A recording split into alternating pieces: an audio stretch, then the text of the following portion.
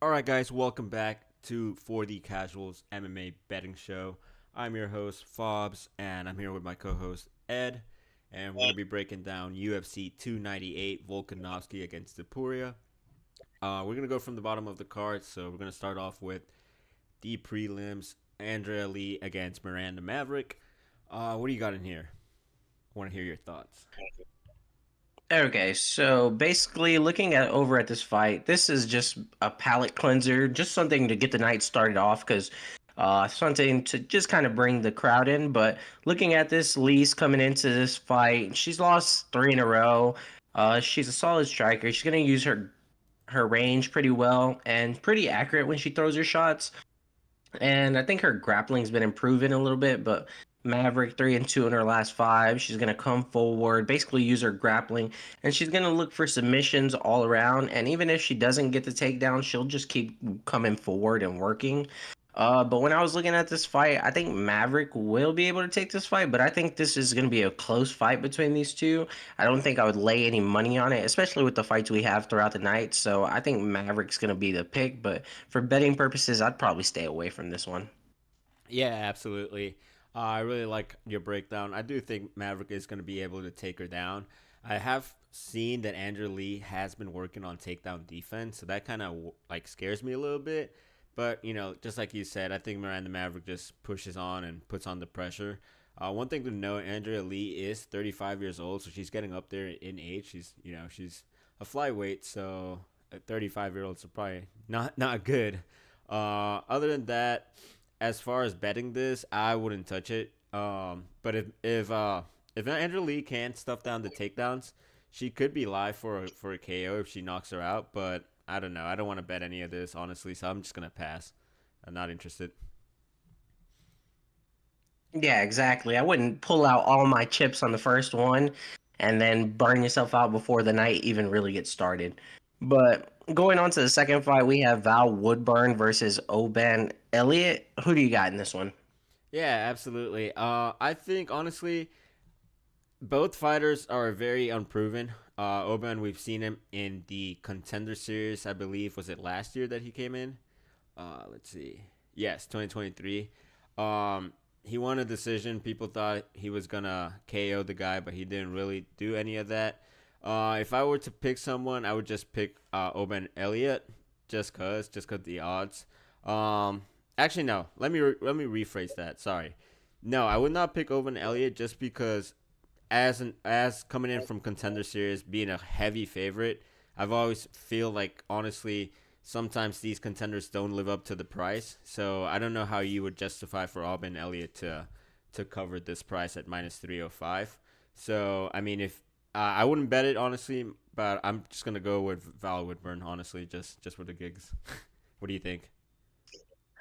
Yeah, so looking over at this fight, with Val Woodburn, he did get knocked out by Bo Nickel, but he did take that fight on very short notice. I think it was like 3 days notice, and honestly, no shame in it. But he has power in his hands. He has some decent takedown defense.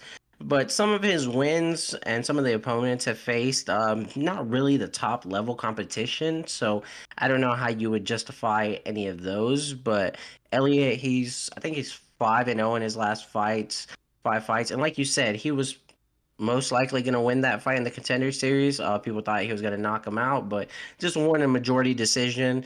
He's has plenty of cardio. He looks fast and athletic. Pretty good takedown defense, and I think overall he's a well-rounded fighter. The only reason I'm gonna pick Elliot on this is because I think he has more ways to win on this fight. And with Val Woodburner, I feel like he only has that one way, the knockout. And if he doesn't get that, I think he just loses a decision, or he could get finished in some way. I don't like having to pick guys just solely on their one punch knockout, especially when they're very unproven. If this was someone that has knocked out some very elite competition, I would be all in on him, but he hasn't. So I think I'm just going to take Elliott for this fight. Yeah, absolutely. I just tend to fade the Cage Warriors people because I feel like they all suck. Other than I think Conor Yeah. McGregor is like the last one that was pretty good. But I mean, time and time again, these people come and they're most of them are pretty chinny, such as Patty Pimblett. So I'm just gonna fade him just because Cage Warriors is. I believe it's a good fade, to be honest. Moving forward, we have our next fight: Josh Quinlan against Danny Barlow. I can go ahead and break this one down. I really like Josh Quinlan in this one, to be honest. I do like Danny Barlow. I think he is a good prospect, but I think he's just like the last fight. He's a little bit too unproven for me.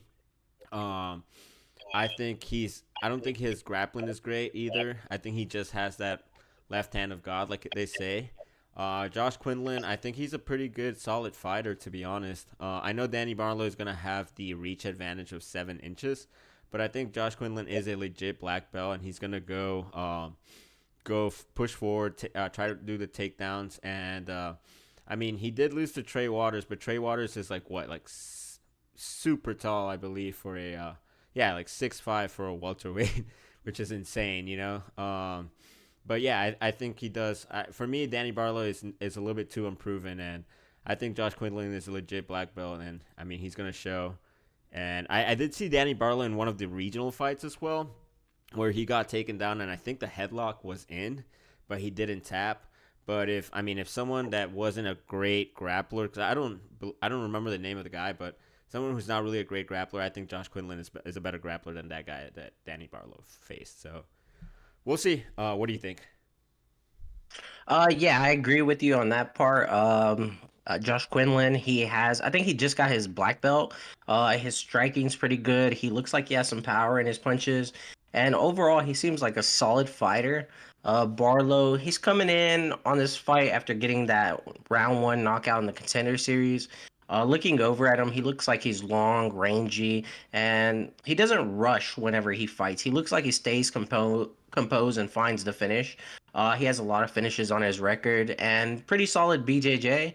Looking over, I think both of these guys are exciting. I think this one could really sway either way.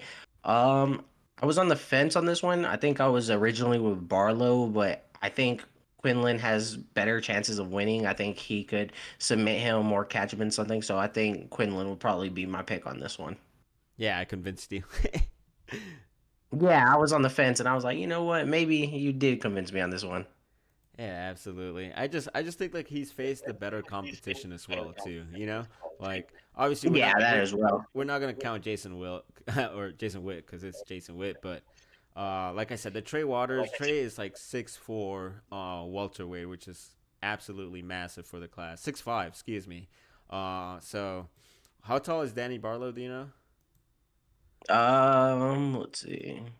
6'2". So I mean, yeah, Yeah. it's they're basically the same height. Like, cause Josh is 6 feet and Danny Barlow is 6'2", so that's not a big difference. Where like the other guy was 6'5", like in Trey Waters. So, um, yeah, I just think Josh Quinlan is the better athlete here. So I don't know what we're doing. Giving me a plus money. I would take the inside the distance. It's at plus 250, or I'm probably gonna honestly probably bet by submission plus 750. That looks like a good one, as well as uh, probably round two, round three would be where I would pick as well. So if you're on the fence of betting KO or submission from Josh Quinlan, I'd probably do round two, round three. I think that's a good bet. But moving forward, we have our next fight, which is, let's see, we've got, oh shoot, Zhang yeah, Mingyang. Zhang Mingyang Liang Zhang. against Brenson Ribeiro. Go ahead and take this one because I know you're excited for this one.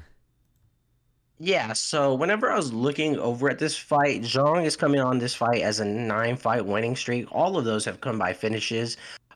He has power in his hands, but whenever these finishes aren't by him just flatlining people, most of them he'll take them down and let off ground and pound and finish them like that. Looking at him, he's gonna come forward. He's gonna try to take it down, and he'll use his striking as well. Ribeiro, he's 3-2 in his last 5 fights. It's either finish or get finished in those last 5 fights. He's pretty much a striker, very hittable. I don't like his takedown game, but he does have dangerous submissions, whether he's on the ground, on off his back, or on top. But looking over at this, I just think Ribeiro is the more dangerous fighter, and I think Zhang's record doesn't tell the entire story. A lot of the competition he's faced, a lot of seems like not high level competition. And he was also on the road to the UFC, and it's hit or miss with those guys. And I just think Ribeiro's probably the better fighter. Probably faced a tougher competition from what I've seen, and I think he'll be the better side on this fight. Yeah, absolutely. Just like you said, I don't really trust the road to UFC contenders because they always seem to not do great. Honestly, what's very interesting about both of these fighters, they're all of their basically it never goes past the run one, I believe, or a half a round. So if you're looking to bet here, I would probably do let's see what we're doing. Under 1.5 or over a half a round. That would also be great. It's at minus 230 to add it to a parlay piece.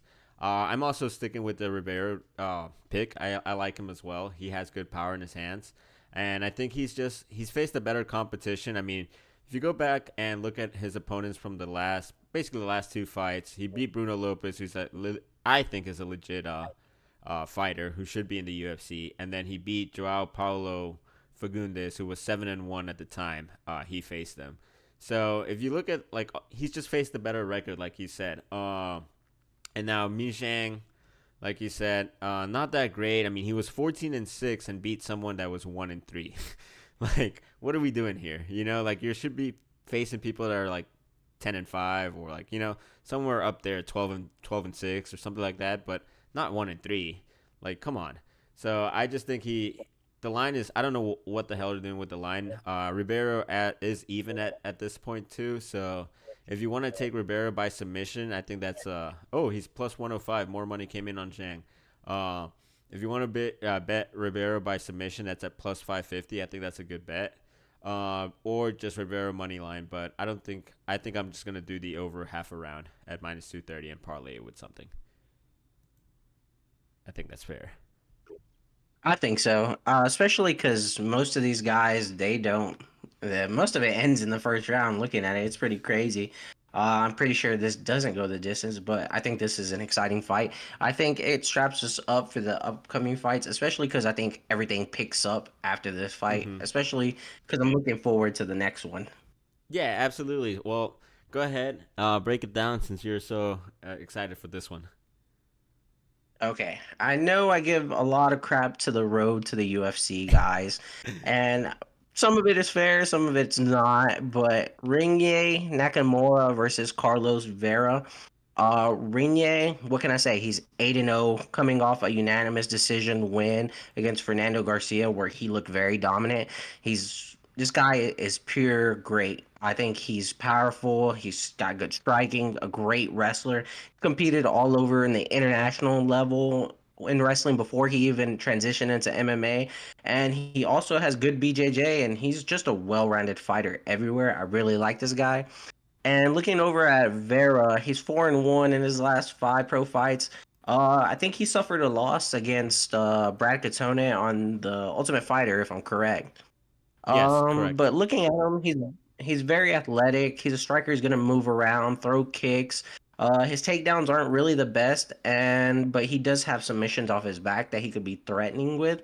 But I think Renier is pretty great. I think he's gonna win this fight. But honestly, I still don't like the odds on this guy. I was like, when you start betting minus 1400, I say just stay away from it. There's no reason for you to add that for what, maybe a dollar or two more. So I think Renier's gonna win the fight, but minus 1400 is not a satisfying line. If you wanna take anything, I would probably do a round bet on this. But other than that, I wouldn't probably bet this one at all. Yeah, absolutely. I mean, you basically took everything out of my mouth. I like Renier as well. I think he's a good wrestler, Olympic athlete as well. So, um, I think he's good. He's good everywhere. Also, something to note: he's a younger fighter. He's 28, and Carlos Vera is 36, and at bantamweight. So that spells disaster to me, honestly. I think this is how the fight's gonna go. I think in the first round they're both gonna strike. They're just gonna feel each other. Renier might go for a takedown, and I think in round two he might get him out of there. Quite possibly round three. So just like you said, if you want to bet Renier round two, plus 325, and Renier round three plus 750. Everything else, I wouldn't bet it because plus KO is at plus 110, and I don't think that's really worth it, honestly, because he could submit the guy as well. So, and that's at plus 260. If you think this is a miracle and Carlos Vera is gonna win, then yeah, his odds are like plus 2,800 for by KO and plus 2,000. So I just think that Renier is going to win this one, probably round two, round three. Hopefully, Carlos Vera lasts enough to cash that round ticket. What do you think? And if you think Vera is gonna win, please, like the good man Stephen A. Smith say, stay off the weed. But other than that, I'm excited. I think Renier is a really great fighter, and honestly, he could be the next great export from Japan and be a superstar that they need. Yeah, absolutely. Yeah, Asia is lacking. Well, UFC is lacking in Asian talent, honestly. Other than the woman, the man has been kind of disappointing since way back. Since I mean, we've talked about this before, so Yeah. uh, yeah. But I think it's just exciting. I think it's an exciting time, especially with this guy. I feel like if they do it right with him, don't throw him right into the wolf pack. Who knows? Maybe he could have success there. I think if they build him up properly, he could really be a star over there in that whole region and just bring a new culture to Asian MMA, especially on the men's side that definitely need it. Yeah, absolutely. Moving forward, we have Marcos Rogerio de Lima versus Justin Tafa. I can go ahead. I think, honestly, I think Marcos Rogerio de Lima takes this one. He's got the better grappling. Okay, so what Derek Lewis did to Marcos Rogerio de Lima was, I would say, was luck. He kind of ran. He even said it. He randomly threw strikes up there through the knee and caught him in the chin and knocked him out. But before that, if you look at past Marco Rogerio de Lima's fights, he's very durable. He just got caught by a knee, and I'm pretty sure if anyone in the world got caught by a knee, you would go down. So, uh, Justin Tafa, on the other hand, he hits hard. We haven't seen him grapple that much. I think he's like 2 for 2 for takedown defense or some weird stat. He's like at 100%, which is weird. But I think honestly, I think Marcos Rogerio de Lima is the better grappler, and he's gonna be taking him down. He's gonna work the clinch against the fence and probably do some trips and take him down. And basically, this is basically gonna be like the Derek Lewis main event against Jailton Almeida. So Now, I'm probably gonna add Marcos Rogerio de Lima in a parlay. By submission is plus 400. That could be live as well. I don't think he knocks him out. I think he submits him if he takes him down, or he may do a ground and pound too. So that's always my luck. So, but wins inside the distance plus 10.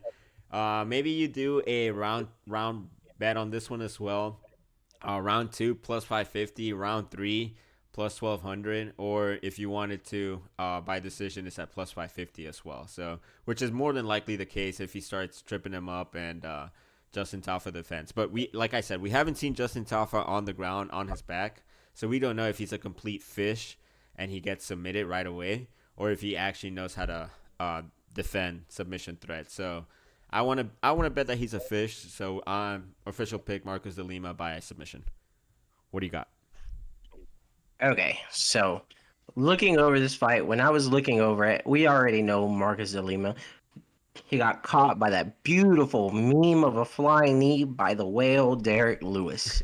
But besides The that, best he's to a ever very do it. powerful striker. The best, man, the best to ever do it. I think I had highlights of Masvidal ringing through my head whenever I saw that. Beautiful technique, and like you said, I was practicing that bullshit all the time. But besides that, Delima, I think he's decent everywhere. I like this guy. His striking, his grappling, and his wrestling, it's all good. And like you said, he has the ability to get the takedowns and grind out his opponents. Tafo, we all know who he is. Amazing chin, nice kicks, and huge power. That basically sums up him. But the crazy thing about him, he has zero takedowns in the UFC, and he's also have never been taken down. So I think I think that's mainly all they do is those two brothers is just practice takedown defense because they already know what to do with the hands. But looking over, I think Delima is the well more rounded fighter, and I think he can win this fight. But if he can't get just into the ground, then I believe Tafa wins this fight because I think that's the only way that he wins. I don't think, or unless he stands and just pops him with a jab and stay out of range. But if Tafa closes the distance and they're still standing, I think Tafa might get that knockout. But more realistically, I think De Lima probably wins this by either a decision or submission. And if you want to take Marcos De Lima by decision, that's at plus 550. Or if you take him by submission, that's at plus 400. So both of those are pretty good odds. A very tricky fight, but I think De Lima takes it. But if he's not able to take it down to the ground, I think this might be a live betting situation, and you might have to spam that Justin Toffa line. Yeah, absolutely. This might be a live, like you said, this might be a live situation. I also believe that I think these are heavyweights, so they're gonna get tired and they're gonna basically grease out and just hug and try to basically go for knees in the gut and like every heavyweight fight that we've seen, every low middle tier heavyweight fight that we see. Um, and both of them have the same reach, so it's not like just even Marcus Rogerio de Lima has the bigger reach by an inch. So it's not like Justin Tafa is gonna kickbox him, outpoint him, and kick him or pick him apart from from range, which I don't think that's gonna happen. He has to close the distance, like he said. His only method of win is by KO. So I don't think Justin Tafa wins a decision, if I'm being quite honest, unless he's just like you said, picking him apart with the jab. But even then, I think he has that killer instinct to go for the KO. At plus 160, I don't like those odds, honestly. If it was like plus 300, you told me a plus 250, sure. But I get it. It's Justin Tafa's only method of victory is by KO. So I mean, like I said, I'd probably be betting by submission for Marcos Rogerio de Lima or by decision, which I could see the Jaito and Almeida Derek Lewis fight rehappening all over again, just lower tier, Please don't wish that on. Please don't wish that on this card for me. just But lower like you tier. said, yeah, we don't need all that. But honestly, that's only the ways I see that going. I think this could be an exciting fight, or we could just get the usual heavyweight tired, leaning on over each other. But either way, I think this is an exciting fight, and uh, I think one of them probably gets it done. Absolutely. Moving forward to the what is it called? The preliminary. The I forgot, bro. The Uh, It's like the what is highlight it? prelim. Yeah, it's the main of the prelims. Yeah, I don't know how to say it. I forgot. It's like, well, but anywho, the preliminary highlight, I guess, match of 298. We have Amanda Lemos against Mackenzie Dern. Um, yeah, go ahead, break it down. I need to hear your thoughts. My thoughts. Okay, so looking over this fight, Lemos, you know what happened to her? 3-2 in her last 5 fights. Got the title fight against Zhang Wei Li and absolutely got destroyed in that fight. But besides that, well-rounded Muay Thai striker, fast hands, good power, and very good BJJ on the ground. And looking over, we know who Dern is. I don't know which Dern we're gonna get. I have no idea. Is she still fighting her demons, Dern? Beat everyone's ass, Dern, or just get destroyed?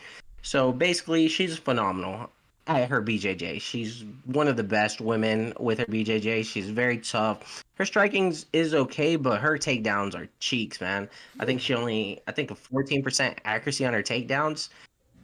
Looking over at this fight, I was having mixed feelings, probably because I was looking at Dern. But besides that, if the Dern that comes in against how she fought against Angela Hill, this could be an upset. But I don't know. I think Dern doesn't have it in her like that. I think it's probably gonna be like the Andrade fight. She's gonna get pieced up and probably wrecked. I think the way Dern wins this, if she catches her in a submission or takes her down to the ground, but I think Lemos is gonna take it. I think she's gonna keep it on the feet and probably outstrike her. I just don't see enough in Dern anymore. She's supposed to be really good, and every time she has the opportunity, she really just craps the bed. If I'm being honest.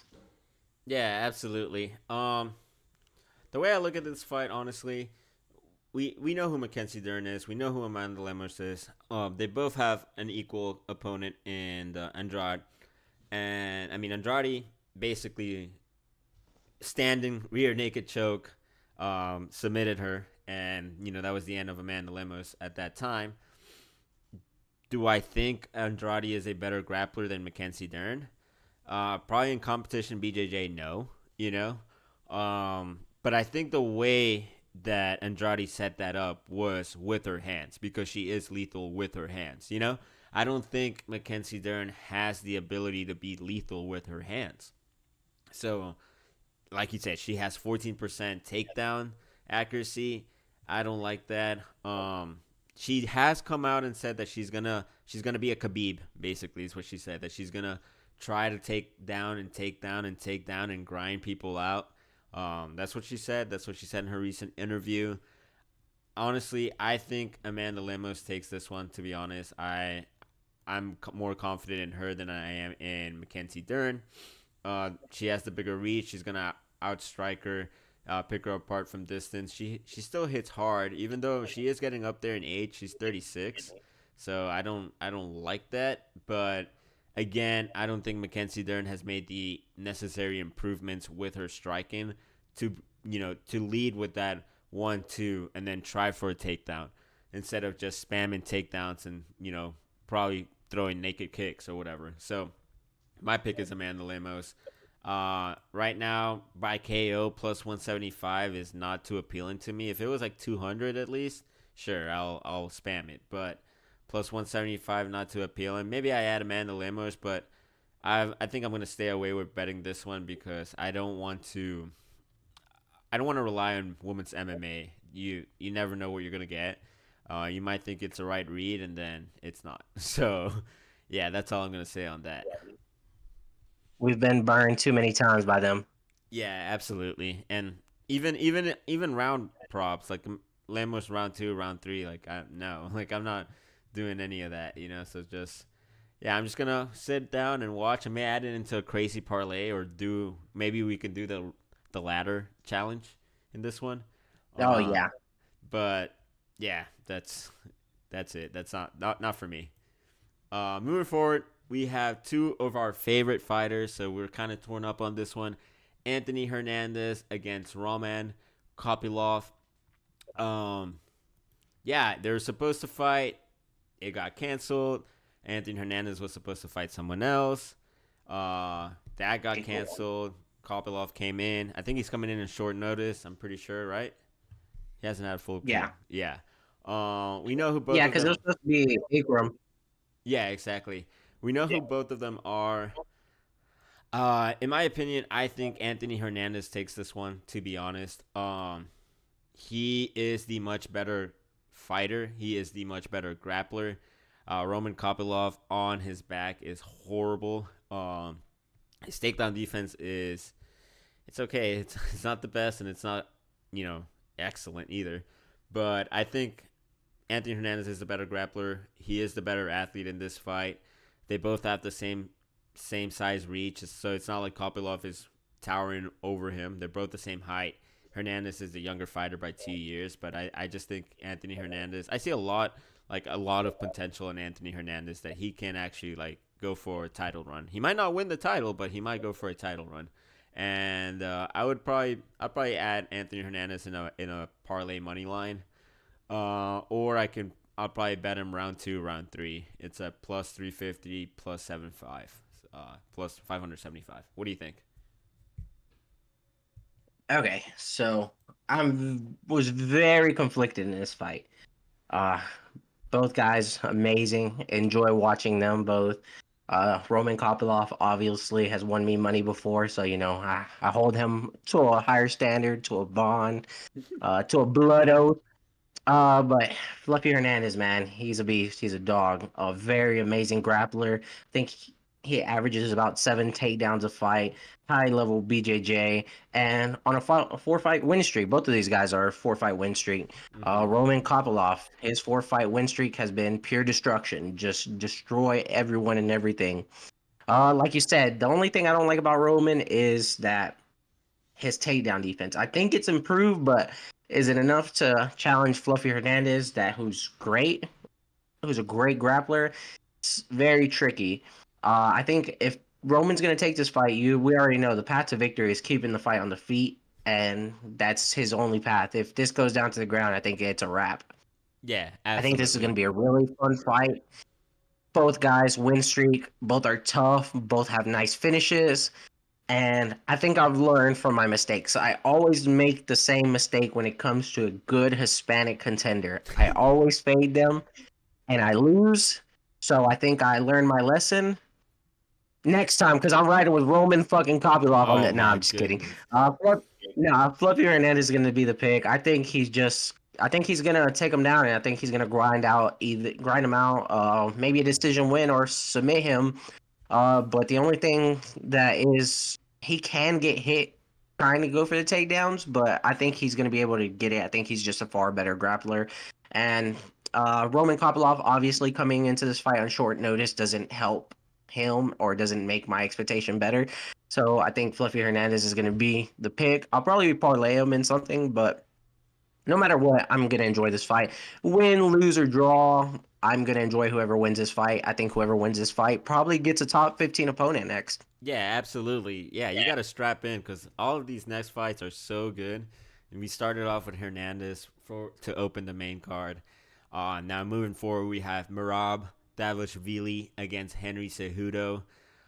Another fight that I was really conflicted, really conflicted, and but I mean we know who both of them are. Like we don't have to say.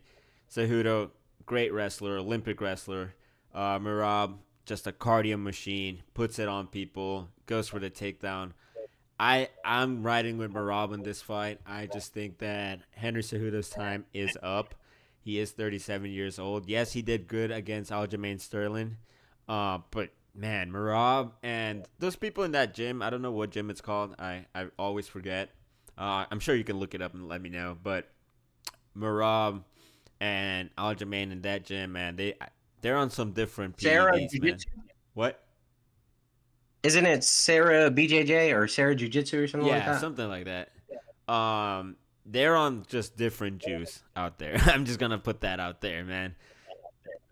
Stamina off the charts, cardio off the charts, just nonstop takedowns, and yeah, I don't know what they're doing. I don't know what type of juice they're in, what type of vitamins they're in, but I'm riding with Marab.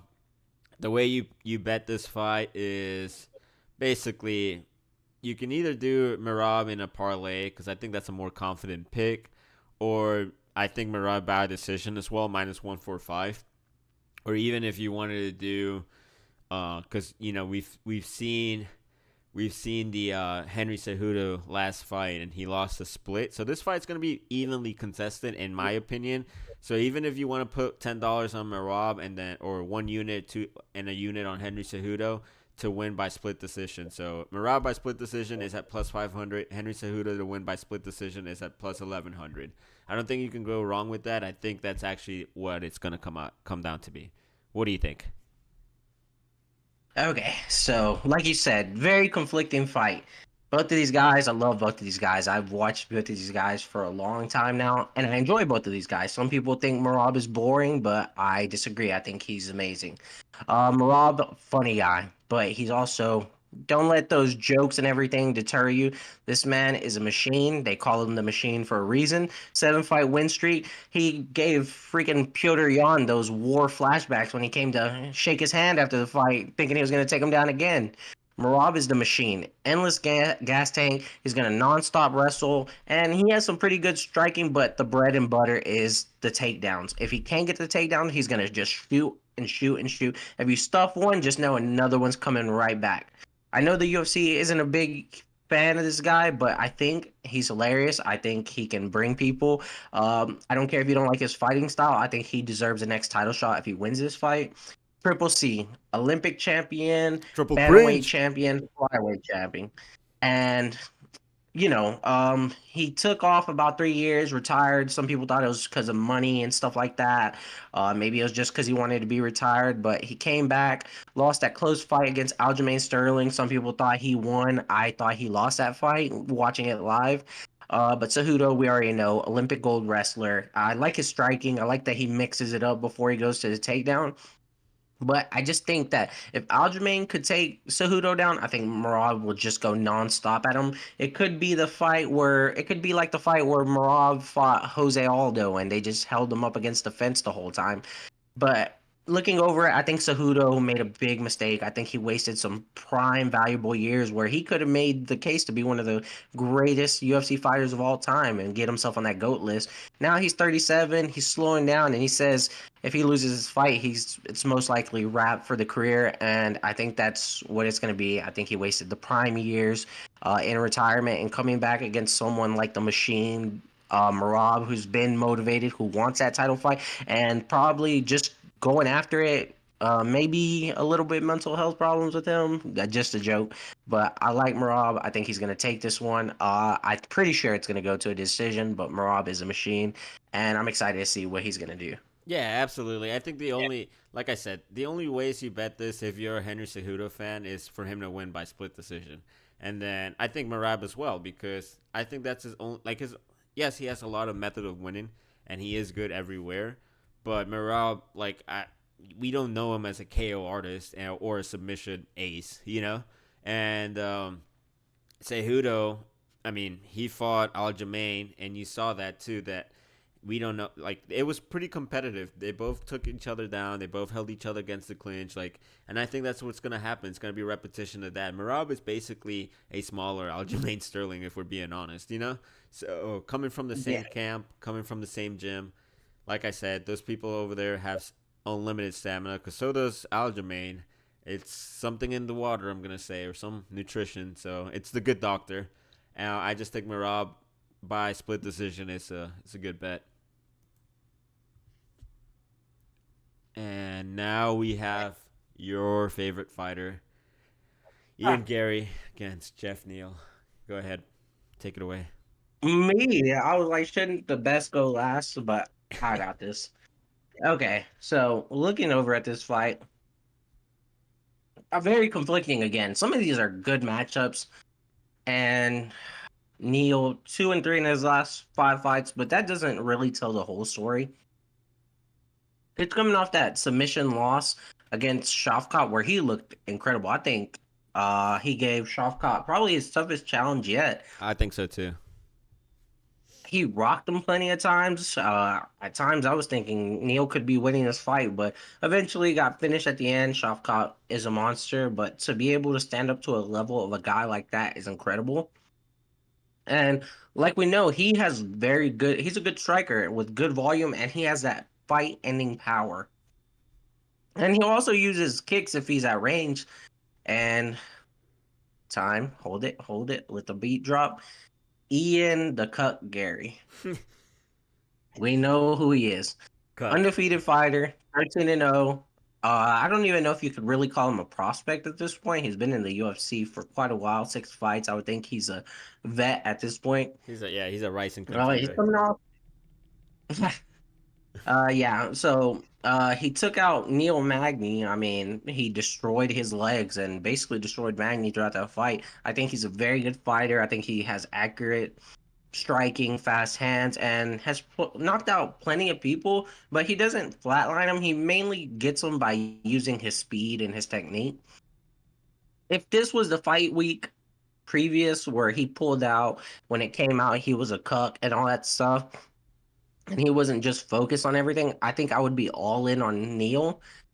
But honestly, I think he is focused. I think he can out technique Magni, but the only thing is Magni has that knockout power Magni. and shut his lights out. But I mean, Jeb Neal, I'm My boy thinking, going on sorry, something, bro. Magni, Neil Magny owns my psyche after he won that last fight and destroyed all my money. So I have a vendetta against him. Sorry about that. Jeff Neal, I think if Neal lands it, he could put his lights out. But honestly, the pick is going to be Ian Gary. Not a very confident pick, but I think he has the better technique. And I think Jeff Neal relying on just that knockout power isn't going to be enough. And I think Ian Gary's going to win this fight. I wouldn't touch it on any betting purposes, though. Yeah, absolutely. Yeah. I mean Ian. I think this is how it's gonna go. Unless Ian wants to shock us and do a submission or some weird shit. I mean, it can happen because he's been training with Oliveira, so we don't know if he's working on his BJJ and whatnot. But anywho, Or those Brazilian Jews. yeah, exactly. So anywho, I think Ian Gary. This is gonna play out like the Magni fight. To be honest, like he's gonna kick his legs, And if Neil is like, cause Neil has a boxing stand, like, you know what I mean. Like he's kind of flat footed. You know, he's not like jumping like Yeah. karate like Wonder Boy, like or old Conor McGregor. He's flat footed, and Ian Gary's gonna kick his calves, kick his legs, and if he doesn't address that, then it might be the same thing as the Neil Magny fight. Do I trust Ian Gary to win inside the distance? No, because he didn't do it last time. I don't know what the hell he just wanted to punish his Magny, which made no sense. So more than likely his girlfriend had a bet on him or some weird shit. Probably a family member for him to win by decision. But yeah, or like I said, he might have been working on his grappling and his submission. Maybe he lays out a submission or a flying triangle. Who knows? I hate Ian Gary. It's been well known. My buddy knows it's well known. I hate him. We don't like him here, or at least I don't. Um, I'm just trying to put that out there. I'm I'm gonna do a hate bet just because I hate Ian Gary. So I'd probably do like Jeff Neal in round three plus 1400, just cause. And yeah, call it a day. If it hits, it hits. If it doesn't, it doesn't. But my official pick is Ian Gary. But I'm gonna do a hate bet just cause I What? hate. Yeah, I hate Ian Gary, but I'm gonna bet against him. But I'm just gonna like pick purposes. I think Ian Gary wins this. To be honest. And like just to add on to that, I think there's going to be people that possibly a lot of people that just possibly get burned on this just because a lot of people like you are going to hate bet against him. But I just think he has the technique and everything to win it, especially because Neil he does kind of struggle with those long rangy kind of strikers, Yeah, I and mean, I think Ian Gary.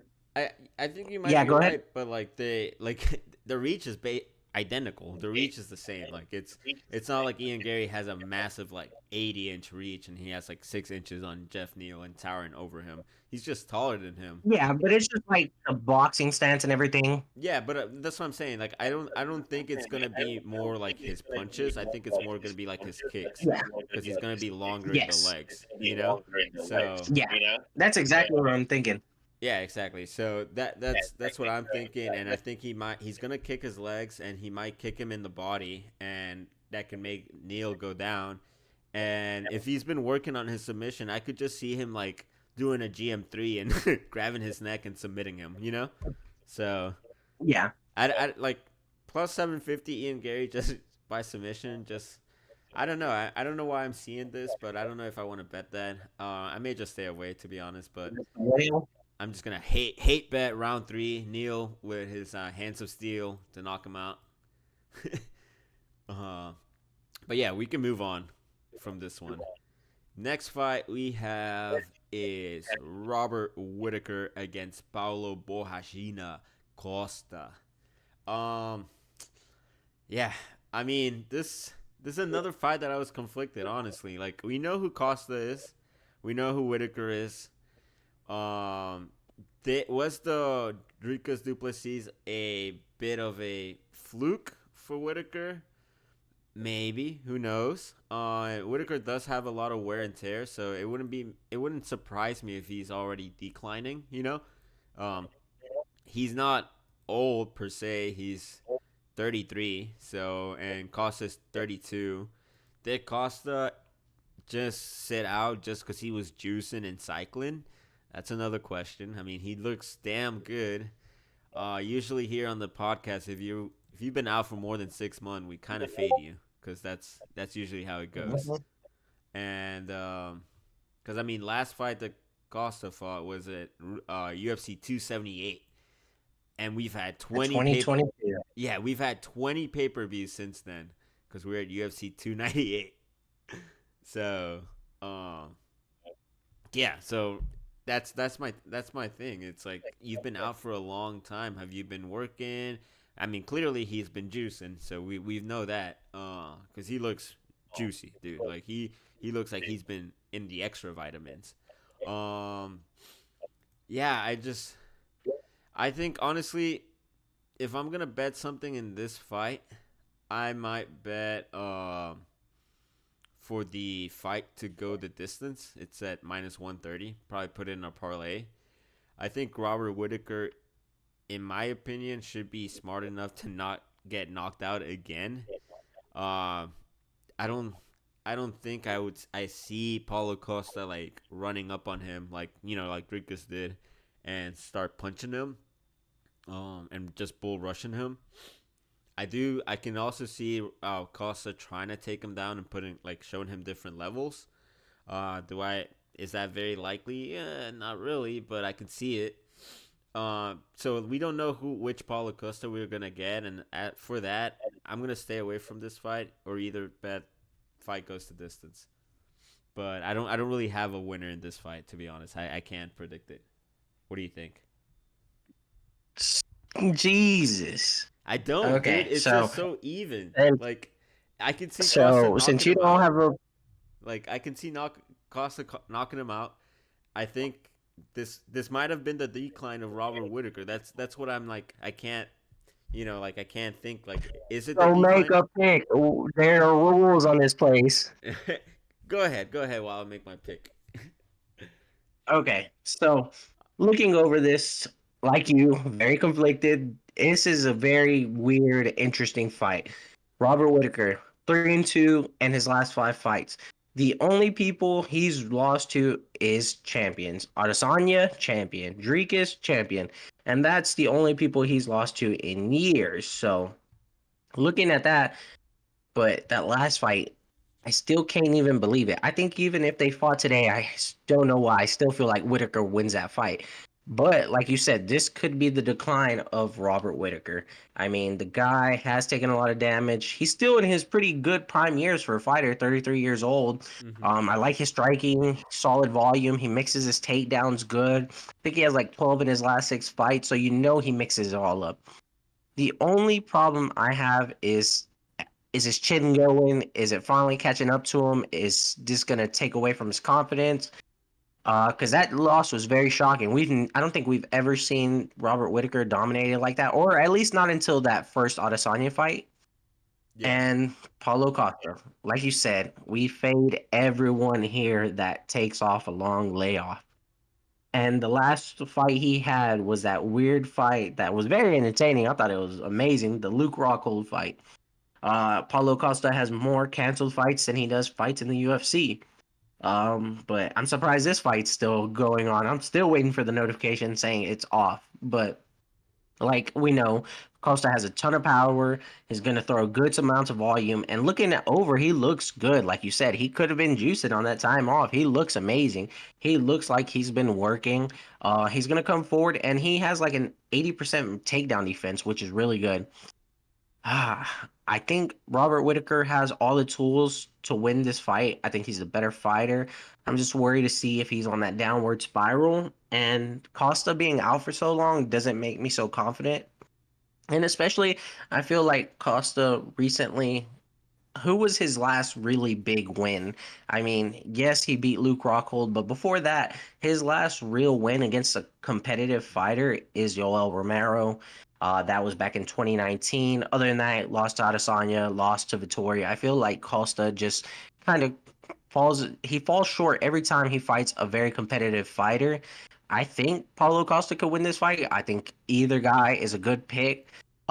Definitely will not bet on this. I will enjoy this one as a fan because this is the toughest one. But I'm gonna put all my chips on Whitaker. I think the last fight was an anomaly. I think he just wasn't prepared. I think that woke him up. He's hungry, and just the fact that Costa hasn't been there in so long, and every time he's fought one of these guys with really good skill sets who are the top contenders, he loses. So, and last one, Yoel Romero. So I think Whitaker is going to win this fight. Confidence level on this pick is very low. Definitely wouldn't touch it on the betting wise, but I'm excited. This is going to be a good fight.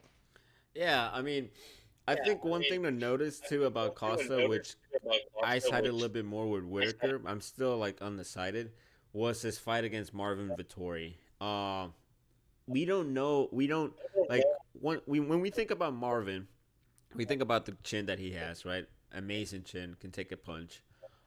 We think about how he wrestles. He's a wrestler. He's a primary a grappler. We don't think about him about like his striking that much. And Vittori outstroke Costa in their fight. Yes, they were at light heavyweight. Maybe Paulo Costa was unmotivated. They were at a heavier weight class, but still, like it was like you cannot be outstroked by Marvin Vittori, you know. And now in the Whitaker case, we've already made the case that his chin might go away, but he has been the more active fighter, which is big because ring rust, I believe, is a real thing. So that's why leaning more to Whitaker, but it's not very confident. So like I said, if I was looking to bet something, probably fight goes the distance minus 130 because I don't think Costa is gonna be able to take him out there. I think Robert Whitaker is good with his defense. I think the last fight was a fluke, to be honest. In my opinion, I think he just didn't really expect that Dricus was gonna come out like that and just guns blazing and just punch him, and he probably thought like he hit fucking hard as well. He was probably uh shook about that as well. So I just think that Whitaker is the better fighter and should be able to take this. It's just a fight that I'm not really interested in betting because either side, Costa by KO is at plus 350. He hasn't knocked out anyone in a while though, so he hasn't knocked out anyone since Uriah Hall in 2018. That's over basically 5 years ago, about to be six. So I'm not placing money on that. He does look juicier, but I can't trust on just aesthetics alone. Because if it was just aesthetics alone, And then any bodybuilder would be the best UFC fighter. So if that's the case, Sage Northcutt would be UFC undisputed champ. exactly. And we have people looking like Fluffy Hernandez, and they're fucking really good. So yeah, I'm gonna pass on this fight. Whitaker is my 51% choice or whatever, 49% vote on Costa, but yeah, so not a very confident pick, like I said. And now to And our like you were go saying, ahead. this is mixed martial arts. This isn't bodybuilding. We're not looking at your physique. Yeah, it's good to come in shape, but also a lot of muscle takes a lot of energy and oxygen and takes a lot away from you when you're fighting. So it's not always about the muscle, but I think Costa does look game. But like you said, I think Whitaker's that low confidence pick just because the more recent activity. And Whitaker has fought off a lot of amazing contenders and has only really lost to the top of the top. And Costa, I don't know, he just disappoints sometimes when you really want him to go out there. Maybe this is a resurgence for him. I'd be happy to see it. I love Costa. I think he's an amazing fighter, but I think Whitaker edges this one out. And like you were saying, very, very low confidence pick on this one. Yeah, absolutely. Absolutely. Moving forward, we have the main event, UFC 298, what we came here to watch. Alexander Volkanovski against Ilya Topuria.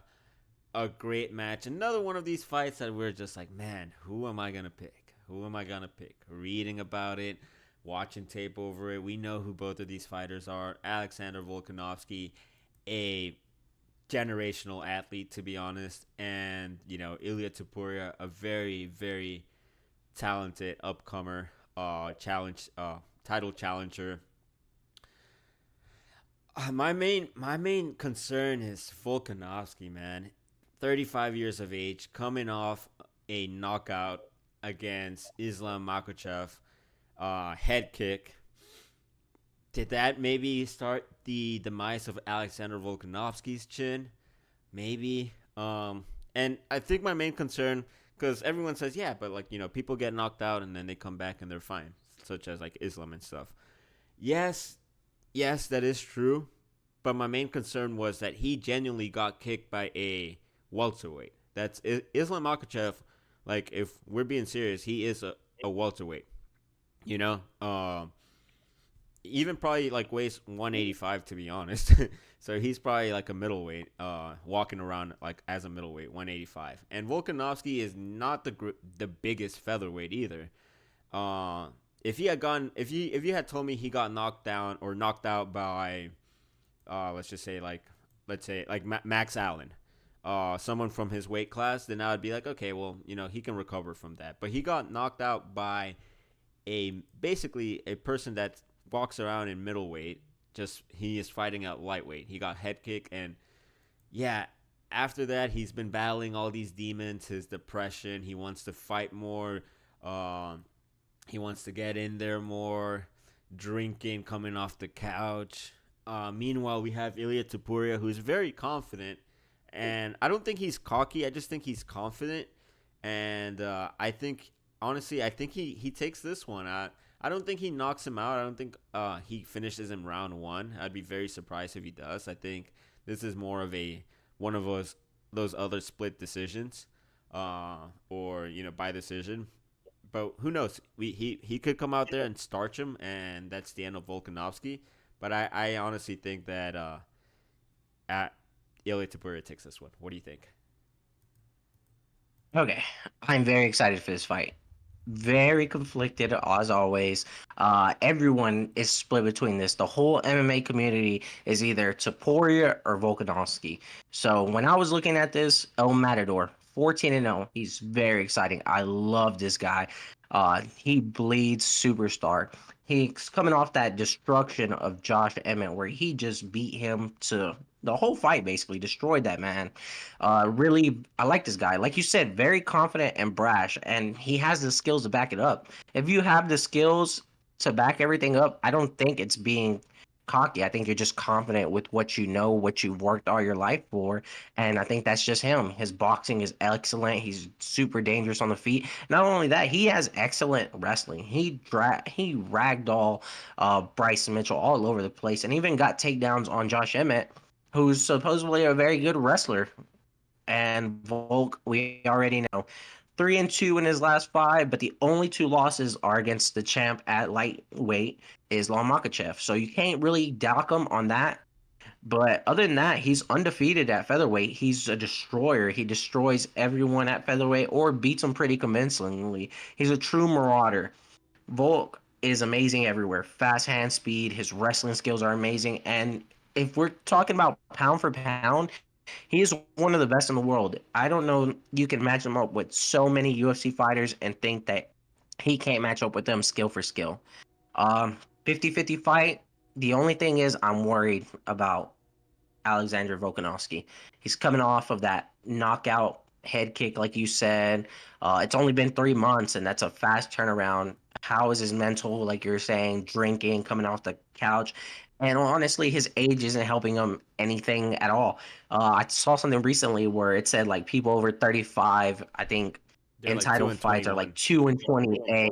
Yeah. Yeah, somewhere around that. I think it was 2-28 or something like that. So that doesn't help. History is not on this guy's side, but I think Volkanovski is a true talent. He's been a great champ, but I get this feeling of Aldo versus McGregor vibes, and I think this is a changing of the guard. I think it could be a very close fight. I think it probably will, but I think Topuria is probably going to edge this one out, and I'm going to ride with El Matador in this one.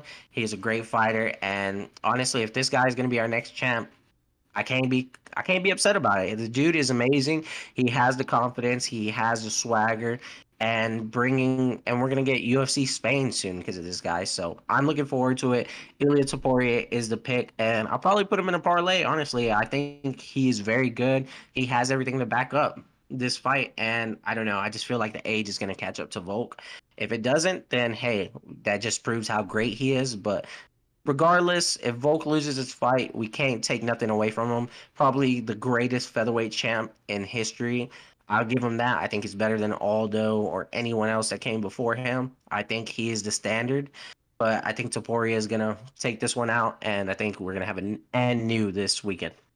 Yeah, absolutely. I mean, my biggest thing was the knockout, cuz like I said, I put it into perspective like, hey, would you rather get knocked out by let's just say like Dan Ige, or would you rather get knocked out by Kamara Usman? you know, that's the difference of weight that we're looking at. And yes, I know everyone's gonna be like, no, but Islam fights at 155. Yeah, but he's not a true 155er. That man he's That man weighing is a tank. 190. So That shin is probably like 30 pounds. It's yeah, probably like a 30 exactly. pound board hitting you. Yeah, that's just a bigger man, and yeah, maybe Volkanovski's chin is still there, and Topuria cannot knock him out, but I think I think just him being the younger fighter, him being more explosive. The reach is on Volkanovski, which is very surprising, but him just being the younger fighter and just the more explosive and fighter, and just like you said as well, he's well rounded as well. So he doesn't have a hole where it's like, oh, but Topuria can't wrestle and Volkanovski can exploit that. Okay, okay, Volkanovski wins. No, Topuria is good all around, which is crazy to say, but yeah, he's a true mixed martial artist, and so is Volkanovski, which is why we're gonna get a great main card, which is why I also think it's gonna go the distance. And if you, it might be a split decision win. To be honest, like that's my what it's gonna have to take. Oh, also to note, I saw that Ron McCarthy and Sal D'Amato were judging the main event, and they are notorious for giving split cards. So hint, hint. Volkanovski by split decision plus 1,000. Topuria by split decision plus 1,100. In a fight where both of these athletes are very very evenly matched up, I'm gonna take a shot at both of those honestly because I put $10 on either side. I'm gonna be winning a lot. Not a lot, but you know what I'm saying. And not only that, looking over it, like you said, these guys are just both of them are so well rounded. This probably does go to a decision. And if you don't have a side you think you can really trust, why not just take the over 4.5 rounds at plus 110? That's plus money, and most likely that's good odds it gets to that.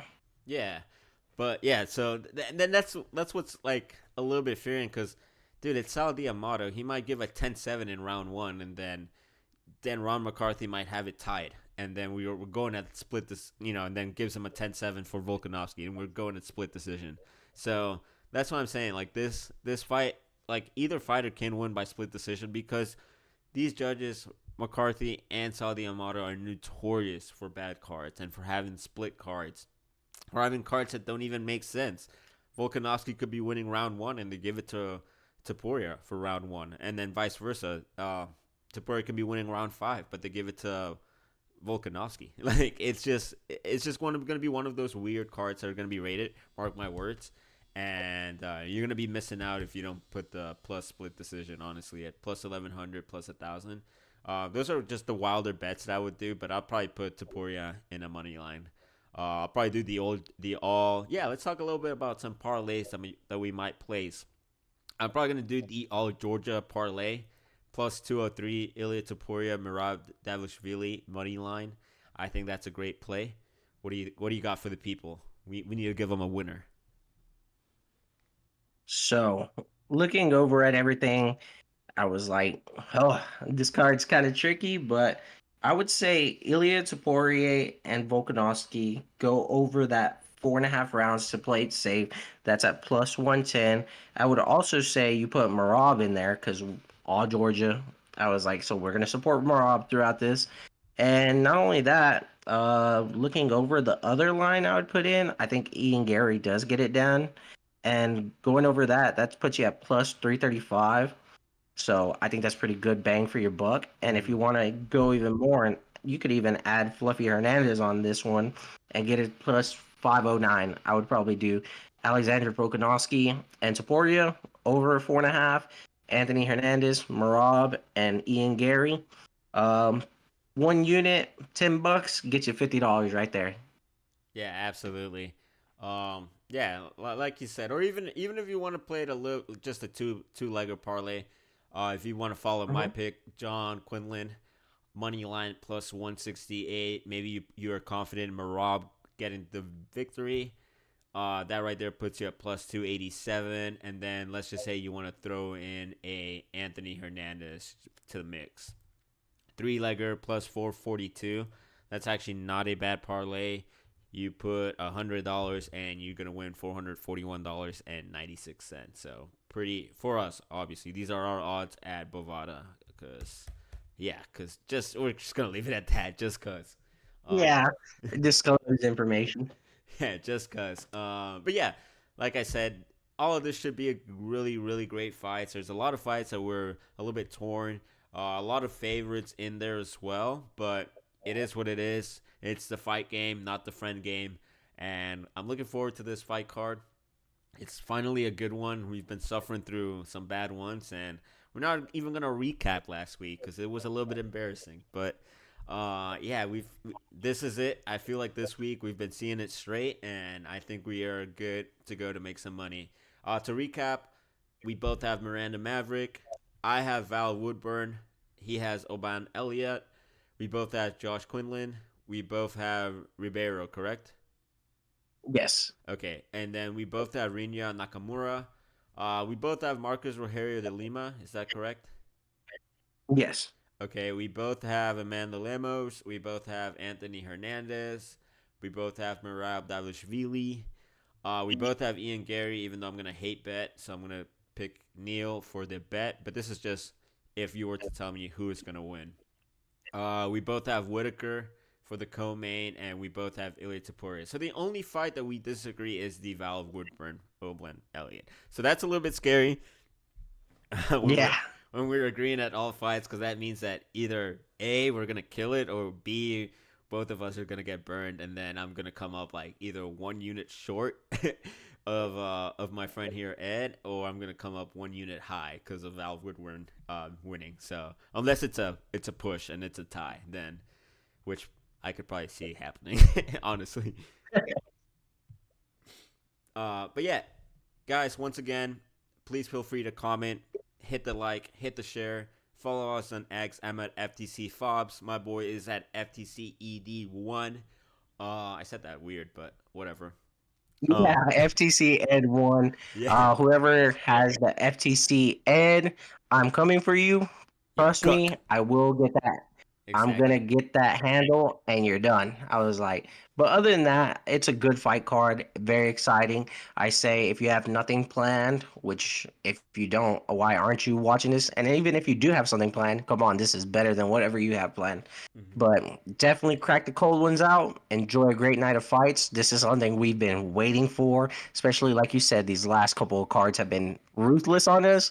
We've had to go through the stubble, but now we're getting to the mountaintops or getting up closer to the mountain. The top is UFC 300, and right now it's just a ride. Just buckle in and enjoy it. And if any of y'all are struggling, just know help is always available. Speak with someone today.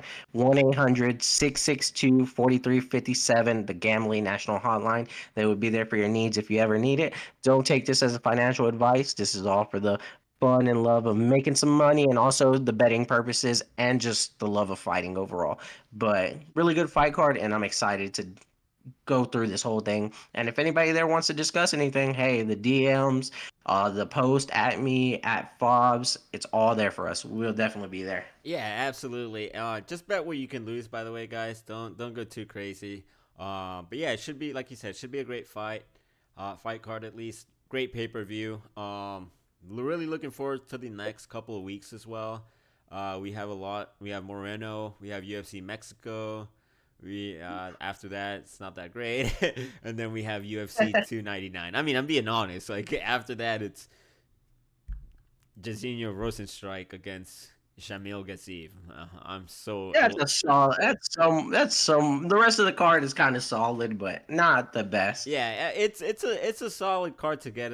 It's a good taste for UFC 299, of course. Like I'm not gonna. especially for that. Yeah, it's definitely not a holy home main event, so I'm glad about that. But other than that, I mean, there is some great low key bangers on there. Umar Nurmagomedov comes back against a fighter they had to sign because everyone's stuck in him apparently. So there's that, and then we have Mokayev fighting again. We have Tyson Pedro. But yeah, you get the point. After that, it's UFC 299, and that's the one that I'm really looking forward to because it has one of my favorite fighters, Chito Vera, Marlon Chito Vera, fighting for the title. Michael Page debut. One of my other favorite fighters, Benoit Saint Denis, Jack Fradalena, Peter Yan. Like it's stacked from top to bottom. Like El it Diamante. exactly. Like it literally is. It's a UFC 300 preview. To be honest, of what hopefully UFC 300 lives up to the hype. It's like UFC 299.9, just Yeah, zero point one literally. percent away from 300. Literally. We still don't know the main event, so hopefully after the press conference or post conference in this UFC pay per view, we'll find the main event and we'll finally know who's going to fight. But other than that, Guys, enjoy the fights. They do start at around 5:45 Central Standard Time or Texas Standard Time, whatever you want to say. But yeah, so I hope everyone is having fun. I hope you guys, everyone has a good one, and yeah, we'll see you at fight night. Peace. Love you guys. Peace.